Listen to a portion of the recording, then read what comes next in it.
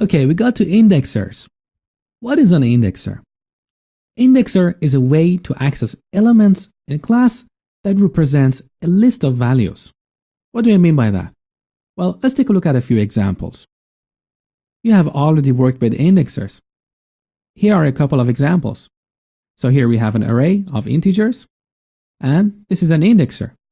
So you can access the first element of an array like this. Or here is a list of integers. And again here, using an indexer, we can access the first element in this list. Now you might say, we already have the concept of lists and arrays and collections, so we are not going to reinvent the wheel. Why do we need to define an indexer in our class? Well, sometimes we have classes that have collection semantics. For example, think of an HTTP cookie. An HTTP cookie, in case you're not familiar with that, is a file that is sent from your browser to the web server upon each request. We web developers use a cookie to identify a user. We can store some settings about the user in that cookie. In that cookie, we have a list of names and values. So imagine in a project we have implemented the concept of HTTP cookie. Now the code that consumes our HTTP cookie class might look something like this. So here we are creating an instance of the HTTP cookie class. We set the expiry date, and here is where we can use an indexer. So with this indexer, I'm specifying that the name of the user is Mosh. Without an indexer, we have to write a method like setItem here and pass a key and a value. You see that achieving the same thing with an indexer is easier and requires less code. If you want to get the value of a cookie item using an indexer, here is what the code would look like. So we simply use the indexer, pass the key, and we get the value. Without an indexer, we have to write a method like getItem. Again, the code that uses indexer is easier and shorter.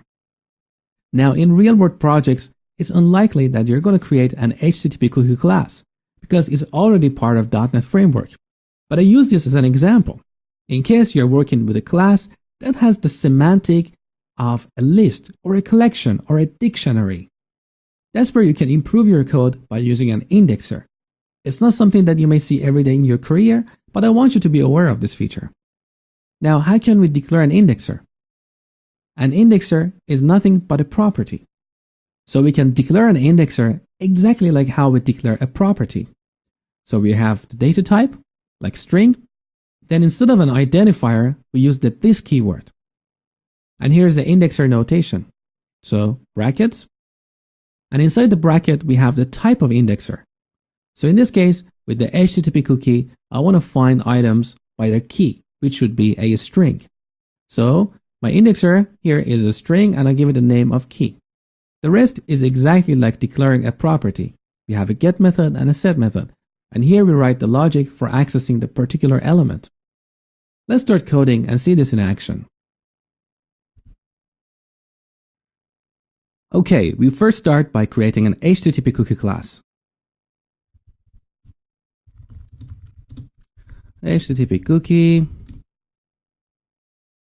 Now I'm going to put this in a separate file.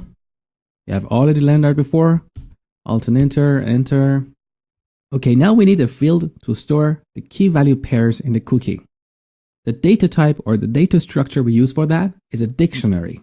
If you're not familiar with a dictionary, it's a data type that resides in system.collections.generic, and it uses a hash table to store data.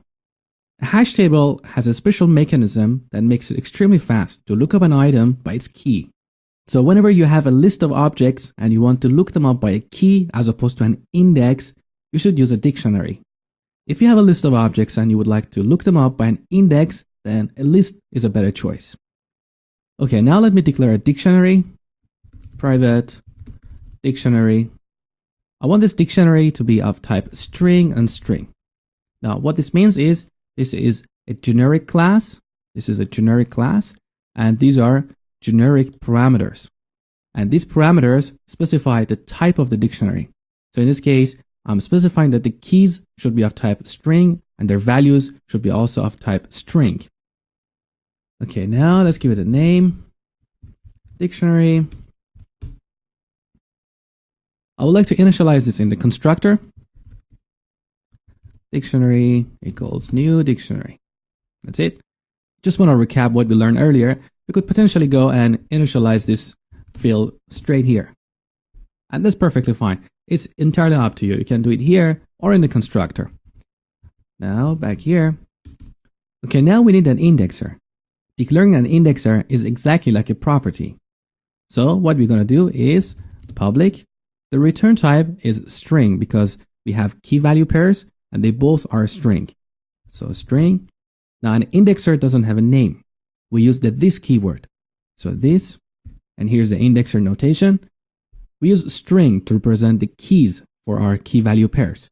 So string key, and here inside this property, we have a get and a set method.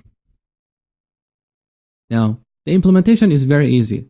All we're going to do is to delegate to that dictionary. So for get, we're going to return dictionary of key. So internally, we rely on the dictionary to store the key value pairs. And HTTP cookie is simply a wrapper around that. Now let's implement the set method. Again, very similarly, dictionary of key equals value. And this value is a keyword which represents what is on the right side of the assignment operator. Note this green underline here. That's ReSharper's highlighting feature. So if there are areas in the code that can be improved, ReSharper highlights them with a green underline. In this case, it's saying field can be made read-only. And this is a great example of using read-only because we don't want to accidentally reinitialize that dictionary and lose all the data we stored in it. So here I can just press Alt and Enter and let ReSharper apply the read-only modifier for me. There you go. So as you see with ReSharper, you tend to code less and you can delegate a lot of things to ReSharper. Okay, now this is ready. We can go back to our program. Let's create an instance of our HTTP cookie. Var cookie equals new HTTP cookie. We can store a key value pair using the indexer. So cookie of name equals mosh. So name is the key and mosh is the value. And we can read that from the cookie. So console.writeLine cookie of name. Let's run the application. So the cookie is working. Now let's get back to HTTP cookie class. You might be wondering, why did we create an HTTP cookie as a wrapper around the dictionary? Couldn't we just go ahead and use the dictionary directly? Well, yes and no. In this case, in this simple example, yes, we could definitely just use a dictionary as an HTTP cookie. But an HTTP cookie is more than a dictionary. For example, it can have a property called expiry, and that's the expiry date time for the cookie. So we can go here and create an auto-implemented property for that. So prop, remember that? Tab, that's a code snippet. Date time. Expiry. Our cookie can have other properties or methods. And now it's more than just a dictionary. Internally, it uses a dictionary for data storage. So the takeaway from this lesson is, if you're working with a class that has the semantic of a collection or a list or a dictionary, you can improve your code by declaring an indexer. An indexer is an easier way to access elements in that collection, as opposed to having two methods. Like here, if we didn't have this indexer, we had to create a method like public void set item string key string value. And we also had to create another method like public string get item string key.